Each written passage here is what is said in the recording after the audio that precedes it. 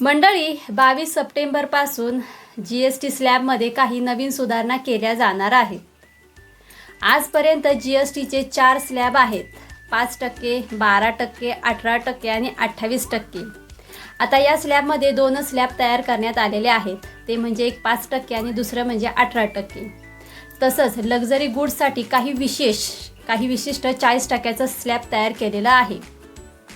आता GST दर कमी केल्याने शेतकऱ्यांना काय फायदा होणार आहे, तर ड्रिप इरिगेशनवर जो 12% GST आहे तो कमी करून 5% करण्यात आलेला आहे। तसंच जी जैविक कीटकनाशके आहे त्यांच्यावरती देखील जो 12% टॅक्स होता तो टॅक्स कमी करून 5% केलेला आहे। तसंच कमर्शियल गाड्यांचा टॅक्स जो 28% होता तो पण कमी करून 18% केलेला आहे। या गाड्यांचा इन्शुरन्सवरील टॅक्स जो 12% होता तो देखील कमी करून 5% केलेला आहे। त्यामुळे वाहतुकीचा खर्च थोडा कमी होण्याची शक्यता दिसत आहे। खतांसाठी लागणारा जो कच्चा माल आहे त्याचा टॅक्स देखील जो 18% होता तो देखील कमी करून 5% केलेला आहे। तसंच शेती अवजारावरील टॅक्स जो 12% होता तो देखील कमी करून 5% सरकारने केलेला आहे।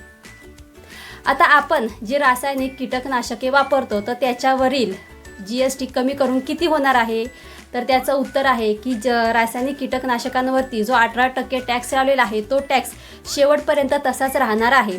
त्याच्यामध्ये आपल्याला कोणतीच सूट दिलेली नाही आहे। जो 18% टॅक्स आहे पूर्वीपासून तो टॅक्स शेवटपर्यंत तसाच राहणार आहे। आपल्याला जैविक कीटकनाशकांमध्ये सूट दिलेली आहे, मात्र रासायनिक कीटकनाशकांमध्ये आपल्याला अजिबात सूट दिलेली नाही आहे।